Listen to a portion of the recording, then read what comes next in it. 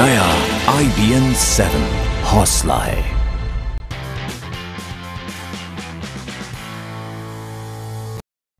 नमस्कार, स्वागत है आप सभी का IBN 7 पर। मैं हूं आपके साथ किटी बहल। आप देख रहे हैं सुपर फास्ट न्यूज, जिसमें हम आपको दिखाएंगे आज की बड़ी खबरें सुपर फास्ट स्पीड में। 2 दिन की सफल बांग्लादेश यात्रा के बाद प्रधानमंत्री नरेंद्र मोदी स्वदेश लौट आए। प्रधानमंत्री नरेंद्र मोदी का विमान रविवार रात करीब 10:35 पर दिल्ली एयरपोर्ट पर उतरा। पीएम मोदी की अगवानी करने विदेश मंत्री सुषमा स्वराज पहुंची। स्वागत के दौरान पीएम मोदी ने सुषमा का अभिनंदन स्वीकार किया। अपनी बांग्लादेश यात्रा के दूसरे और अंतिम दिन पीएम मोदी ने अपने भाषण से खूब तालियां बटोरी। उन्होंने बांग्ला भाषा में अपने भाषण की शुरुआत की और कहा कि दरअसल हम दोनों देशों की यात्रा आज से शुरू हो रही है। बांग्लादेश की तारीफ करते हुए उन्होंने कहा कि चीन में जब बांग्लादेश के कपड़ा उद्योग की तारीफ हुई तो उन्हें बहुत खुशी हुई। पीएम मोदी ने कहा कि हमें बांग्लादेश से सीखना होगा। अगर किसी को ये लगता है कि 2-4 किलोमीटर जमीन इधर गई और 2-4 किलोमीटर जमीन उधर गई, ये वो समझौता नहीं है। ये समझौता दिलों को जोड़ने वाला समझौता है। बांग्लादेश यात्रा के दूसरे दिन पीएम मोदी ने 1971 के युद्ध का जिक्र करते हुए कहा कि तब हमारे कब्जे में 90,000 पाकिस्तानी फौजी थे। अगर हमारी विकृत मानसिकता होती तो कुछ भी हो सकता था, लेकिन हमने पाकिस्तानी फौजियों को वापस कर दिया। फिर भी शांति के लिए संयुक्त राष्ट्र के सुरक्षा परिषद की स्थायी सीट हमें नहीं मिली। तो वहीं लैंड बाउंड्री एग्रीमेंट पर पीएम मोदी ने कहा कि बांग्लादेश के एक अखबार ने इसे बर्लिन की दीवार गिरने से जोड़ा है। उन्होंने कहा कि यही घटना कहीं और होती तो दुनिया में खूब चर्चा होती, नोबेल पुरस्कार देने के लिए रास्ते खोले जाते।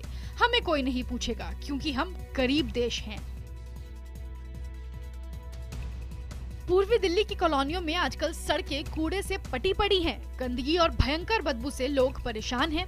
वजह है एमसीडी के सफाई कर्मचारियों की हड़ताल। एक अनुमान के मुताबिक पूर्वी दिल्ली की सड़कों पर करीब 15,000 मीट्रिक टन कूड़ा फैला है। पूर्वी दिल्ली नगर निगम के सफाई कर्मचारी सैलरी न मिलने से नाराज हैं। वहीं एमसीडी इस हालात के लिए दिल्ली सरकार को जिम्मेदार ठहरा रही है। एमसीडी का आरोप है कि दिल्ली की केजरीवाल सरकार उसे उसके हिस्से का 300 करोड़ रुपए नहीं दे रही है। एमसीडी ने केजरीवाल सरकार को चेतावनी दी है कि अगर मंगलवार तक पैसा नहीं दिया तो कोर्ट का सहारा लेंगे। बिहार चुनाव के लिए जेडीयू और आरजेडी में अब तक नेतृत्व को लेकर कोई फैसला नहीं हो पाया। हालांकि ये साफ हो गया है कि दोनों दल साथ मिलकर चुनाव लड़ेंगे। दिल्ली में मुलायम सिंह के घर हुई बैठक में लालू यादव और नीतीश कुमार दोनों मौजूद थे। बैठक में फैसला लिया गया कि दोनों दलों के बीच सीटों के बंटवारे को लेकर कमेटी का गठन होगा। इस कमेटी में दोनों दलों से 3-3 सदस्य शामिल होंगे। हालांकि मुलायम के घर हुई बैठक में मुख्यमंत्री पद का चेहरा कौन होगा, इस पर कोई फैसला नहीं हो सका है। माना जा रहा है कि सीएम का चयन चुनाव नतीजों के बाद सीटों के आधार पर होगा। बिहार में गठबंधन में चुनाव लड़ने के फैसले के बाद आज आरजेडी अध्यक्ष लालू प्रसाद यादव कांग्रेस अध्यक्ष सोनिया गांधी से मिलेंगे। बताया जा रहा है कि लालू बिहार में गठबंधन के मुद्दे पर सोनिया गांधी से बात करेंगे। इससे पहले रविवार को बिहार के मुख्यमंत्री नीतीश कुमार ने कांग्रेस उपाध्यक्ष राहुल गांधी से उनके घर जाकर मुलाकात की। बिहार कांग्रेस ने नीतीश कुमार की अगुवाई में बिहार चुनाव लड़ने की वकालत की थी। करीब 1.5 घंटे चली इस मुलाकात के बाद ही नीतीश कुमार मुलायम सिंह यादव के घर बैठक के लिए गए, जहाँ से गठबंधन की बात बनने की खबर आई। बीजेपी नेताओं ने एक बार फिर से अयोध्या में राम मंदिर बनाने को लेकर राग अलापा है। बीजेपी सांसद साक्षी महाराज ने कहा कि राम मंदिर बनाने को लेकर बीजेपी के संकल्प पर किसी को शक नहीं करना चाहिए। साथ ही उन्होंने कहा कि अभी तो सरकार को 1 ही साल हुआ है, 4 साल बाकी हैं। साक्षी महाराज ने साफ कहा है कि अगर मंदिर बीजेपी के राज में नहीं बनेगा तो क्या कांग्रेस के राज में बनेगा। वहीं बीजेपी नेता सुब्रमण्यम स्वामी ने भी कहा कि 5 सालों में राम मंदिर बनाकर रहेंगे, लेकिन अगर ऐसा नहीं हुआ तो कोर्ट जाएंगे। मोदी सरकार 10 जून से आरएसएस चीफ मोहन भागवत को Z+ सिक्योरिटी देने जा रही है। उनकी सुरक्षा की जिम्मेदारी CISF संभालेगा। भागवत को जो Z+ सिक्योरिटी कवर मिलने जा रहा है वही पीएम और प्रेसिडेंट को भी मिलता है। CISF के 60 कमांडो उनकी सुरक्षा में 24 घंटे तैनात रहेंगे। अब वो बुलेट प्रूफ कार से कहीं भी आएंगे जाएंगे। इसके अलावा उनके काफिले में 4 SUV व्हील्स भी होंगे। सूत्रों का कहना है कि भागवत कुछ आतंकी संगठनों की हिट लिस्ट में है और इसी कारण उन्हें Z+ सिक्योरिटी देने का फैसला किया गया है। अब तक महाराष्ट्र पुलिस के पास उनकी सुरक्षा का जिम्मा था। समाजवादी पार्टी के नेता और यूपी के दर्जा प्राप्त मंत्री तोताराम रेप पर दिए अपने विवादित बयान से पलट गए हैं। तोताराम ने रेप पर दिए बेशर्म बयान से साफ इंकार करते हुए कहा कि उन्होंने ऐसा कोई बयान ही नहीं दिया है। बता दें, रेप पर तोताराम के बयान की कड़ी आलोचना हुई थी। मामले में चौतरफा दबाव के बाद एसपी ने तोताराम पर कार्रवाई की बात कही है। तोताराम ने कहा था कि रेप की घटनाएं होती नहीं हैं, बल्कि आपसी सहमति से संबंध बनाए जाते हैं। हम पर कोई आरोप ये है ही नहीं, मैंने कहा ही नहीं था। मैंने ये नहीं कहा था, मैंने सिर्फ ये कहा था समाजवादी पार्टी अखिलेश सरकार में जो ये बलात्कार का, ये बलात्कार का आरोप वो है ही नहीं। मैगी की गुणवत्ता को लेकर पूरे देश में सवाल खड़े हो रहे हैं। मैगी नूडल्स पर छिड़ी बहस के बीच बीजेपी विधायक उषा ठाकुर ने इस इंस्टेंट नूडल्स के बढ़े बाजार के लिए आलसी महिलाओं को जिम्मेदार ठहराया है।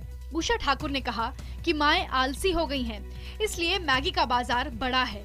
इंदौर की विधायक ने मैगी पर बैन को जायज ठहराया। तमाम सामाजिक संगठन उषा ठाकुर के बयान को महिला विरोधी बता रहे हैं। दिल्ली पुलिस ने कंटेनर लूटने के मामले में 4 कॉलेज छात्रों को गिरफ्तार किया है। दिल्ली के महिपालपुर इलाके में आरोपी छात्रों पर एक कंटेनर लूटने का आरोप है, जिसमें करीब 40 लाख के स्पेयर पार्ट्स थे। गिरफ्तार किए गए छात्रों के पास से मोबाइल फोन और लूट में शामिल मारुति स्विफ्ट डिजायर कार भी बरामद की गई है। लूट की वारदात को छात्रों ने रविवार सुबह 5 बजे अंजाम दिया था। इन छात्रों पर लूट के दौरान कंटेनर ड्राइवर के साथ मारपीट का भी आरोप है। पीड़ित ड्राइवर कंटेनर को लेकर नोएडा जा रहा था। दिल्ली के नेताजी सुभाष प्लेस में छेड़छाड़ का विरोध करने पर एक युवक की हत्या कर दी गई। वारदात के वक्त मृतक दीपू अपनी महिला दोस्त से बातचीत कर रहा था। इस बीच अप्पू नाम के बदमाश ने वहां गुजरते हुए युवती के लिए फप्ती कसी, जिसका मृतक दीपू ने कड़ा विरोध किया। इसके बाद आरोपी ने दीपू को चाकुओं से गोद दिया और फरार हो गया। गंभीर रूप से घायल दीपू को एक निजी अस्पताल में ले जाया गया, जहां उसकी मौत हो गई।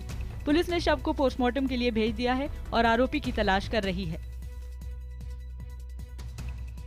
सोमवार से दिल्ली वालों को एक नए मेट्रो स्टेशन का तोहफा मिलने जा रहा है। सोमवार से दिल्ली में ITO मेट्रो स्टेशन की शुरुआत होगी।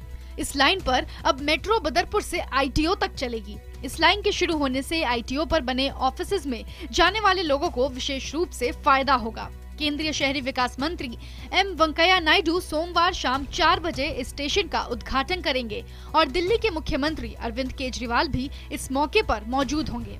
आम जनता के लिए स्टेशन शाम 6 बजे से खोल दिया जाएगा। मुंबई पुलिस एक बार फिर सवालों के घेरे में है। मुंबई के मीरा रोड पुलिस थाने में एक पुलिस इंस्पेक्टर और 2 हवलदारों पर एक शख्स के साथ मारपीट कर उससे 5 लाख की रकम वसूलने का आरोप लगा है। आरोप है कि पुलिस वालों ने 4 महीने पहले भंवर सिंह नाम के शख्स को उसके घर से जबरन उठा लिया और पुलिस स्टेशन ले जाकर उसके साथ मारपीट की। पुलिस वालों ने एक शख्स की शिकायत पर भंवर सिंह को थाने ले जाकर मारा और फिर उससे 5,50,000 रुपए ले लिए। मुंबई में आखिरकार मॉनसून पहुंच गया है। मुंबई की पहली बारिश ने जहां गर्मी से परेशान लोगों को राहत दी, वहीं पहली बारिश मुंबई वासियों के लिए मुसीबत का सबब भी बनी। शहर के कई इलाकों में पानी भरने से लंबा ट्रैफिक जैम लग गया। पहली बारिश ने बीएमसी के उन तमाम दावों की पोल खोल दी जिसमें बीएमसी ने दावा किया था कि इस साल जल भराव की परेशानी नहीं होगी। मुंबई के निचले इलाकों में तो घरों में भी पानी घुस गया। तेज बारिश और हवाओं के चलते कई जगहों पर कई पेड़ भी गिर गए। परेशानियां चाहे जितनी भी हो, मुंबई के लोगों ने इस पहली बारिश का जमकर लुत्फ उठाया। मुंबई में जरनैल सिंह भिंडरावाला का पोस्टर दिखने के बाद हड़कंप मच गया। पोस्टर दिखने के बाद हरकत में आई मुंबई पुलिस ने आशंका जताई है कि पोस्टर लगाए जाने के बाद शहर में कानून व्यवस्था की स्थिति बिगड़ सकती है। मुंबई पुलिस ने पोस्टर लगाने वाले की तलाश शुरू कर दी है। भिंडरावाला के पोस्टर को गंभीरता से लेते हुए राजनीतिक दलों ने हाई लेवल जांच और दोषियों पर कड़ी कार्रवाई की मांग की है। यूपी के गोरखपुर में आरक्षण की मांग को लेकर प्रदर्शन के दौरान एक बच्चे की मौत हो गई। गोरखपुर के सिहापार हाट के पास निषाद समुदाय के लोग प्रदर्शन कर रहे थे। प्रदर्शन के दौरान मौके पर गोरखपुर के डीआईजी के पहुंचने पर प्रदर्शनकारियों से विवाद हो गया, जिसके बाद पत्थरबाजी हुई और जवाब में पुलिस ने लाठीचार्ज कर दिया। पुलिस ने स्थिति को नियंत्रण में लाने के लिए हवाई फायरिंग की, जिसमें एक बच्चे की मौत हो गई। आंदोलन के चलते तकरीबन 6 से 7 घंटे तक रेल मार्ग बाधित रहा और लगभग 50 गाड़ियां रुकी रहीं, जिन्हें शाम 7 बजे के बाद शुरू किया गया। हरिद्वार में योग गुरु रामदेव के पतंजलि फूड पार्क की सुरक्षा का जिम्मा CISF को सौंप दिया गया है। कुछ दिन पहले पतंजलि के सुरक्षा कर्मियों और ट्रक यूनियन के लोगों के बीच झगड़े में एक शख्स की मौत हो गई थी। इस मामले में रामदेव के भाई राम भारत को भी गिरफ्तार कर लिया गया था, जो अभी जेल में ही है। पतंजलि ने केंद्र से CISF सुरक्षा की मांग की थी, जिसके लिए वो केंद्र को भुगतान करेगा। IIT मद्रास ने विवाद के बाद यूनिवर्सिटी ने छात्र संगठन की मान्यता फिर से बहाल कर दी है। हफ्ते भर से चले आ रहे विवाद के बाद फैकल्टी ने अंबेडकर परियार सर्किल पर लगी रोक हटाने का फैसला किया है। यूनिवर्सिटी ने विवाद के बाद प्रोफेसर मिलान ब्रह्मे को एडवाइजर के तौर पर नियुक्त किया है। प्रोफेसर मिलान स्टूडेंट बॉडी को एडवाइस करने का काम करेंगे। कुछ दिन पहले PM मोदी की नीतियों की आलोचना करने की वजह से IIT मद्रास ने स्टूडेंट ग्रुप पर रोक लगा दी थी। मंगल के चक्कर लगा रहा देश का पहला अंतर्ग्रह मिशन मंगलयान आज से 15 दिन के लिए ब्लैकआउट में चला जाएगा। इस दौरान मंगलयान का धरती के साथ संपर्क टूट जाएगा। 8 से 22 जून तक मंगल और पृथ्वी के बीच सूर्य के आ जाने से मंगलयान का पृथ्वी से संपर्क टूट जाएगा। इस दौरान वह स्वचालित मोड पर रहेगा और खुद निर्देशित होगा। भारतीय अंतरिक्ष अनुसंधान संगठन के मुताबिक ऐसा पहली बार हो रहा है जब मंगलयान 15 दिन के लिए धरती से कटा रहेगा, लेकिन ब्लैकआउट के बाद फिर उससे संपर्क स्थापित हो सकता है। भारतीय टीम सोमवार सुबह बांग्लादेश दौरे के लिए रवाना हो गई। विराट कोहली के नेतृत्व में टीम इंडिया 10 तारीख से दौरे का एकमात्र टेस्ट मैच खेलेगी। वहीं इस दौरे पर 3 वनडे भी खेले जाएंगे। फ्रेंच ओपन के पुरुष फाइनल में 8वीं वरीयता प्राप्त वावरिंका ने पहली बार जोकोविच को हरा दिया है। फाइनल में वावरिंका ने जोकोविच को 6-4, 4-6, 3-6 और 4-6 से हरा दिया। वावरिंका के करियर का यह दूसरा ग्रैंड स्लैम खिताब है। वहीं इस हार के साथ ही जोकोविच का करियर का ग्रैंड स्लैम जीतने का सपना अधूरा रह गया।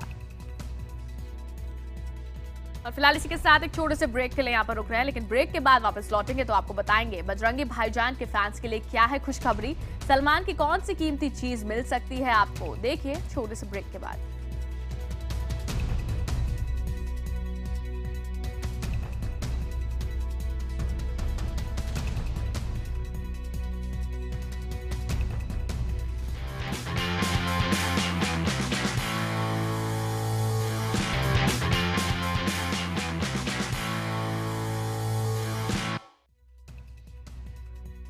बजरंगी भाईजान में सलमान के गले में जो लॉकेट दिख रहा है उसे नीलाम किया जाएगा। फिल्म बजरंगी भाईजान के प्रमोशन के दौरान लॉकेट की नीलामी किए जाने की खबर है। लॉकेट की शुरुआती कीमत 71,000 रुपए से ज्यादा लगाई जा चुकी है। कंगना रनौत ने सलमान खान के साथ फिल्म सुल्तान करने से मना कर दिया है। कहा जा रहा है डेट्स की वजह से कंगना ने यह फिल्म ठुकराई है। कंगना को फिल्म खुद आदित्य चोपड़ा ने ऑफर की थी। सुनने में ये भी आया है कि बजरंगी भाईजान में करीना वाला रोल भी पहले कंगना को ही ऑफर हुआ था। टीवी एक्टर करण सिंह ग्रोवर ने हाल ही में मुंबई पुलिस को शिकायत दर्ज कराई है कि एक लॉटरी स्कीम में उनके साथ बेईमानी हुई है। करण का कहना है उन्होंने प्राइज मनी क्लेम करने के लिए 7 लाख रुपए जमा कराए, लेकिन बाद में उन्हें पता चला कि यह धोखाधड़ी थी। यूक्रेन के दोनेत्स्क शहर की एक बाजार में भयानक आग लग गई। इस दौरान 2 लोग घायल हो गए। दोनेत्स्क शहर पर शेलिंग की वजह से आग लगी। सेल्फी के शौकीन एक IS आतंकी की बेवकूफी US फोर्सेस के लिए मददगार साबित हुई। अमेरिकी फोर्सेस ने सेल्फी लेने की जगह को ट्रेस करके उसे तबाह कर दिया। इस जगह को सीरिया में IS के हेडक्वार्टर के तौर पर इस्तेमाल किया जा रहा था। सेल्फी के शौकीन एक आतंकी ने IS की धाक जमाने के मकसद से सोशल मीडिया पर एक सेल्फी अपलोड की थी।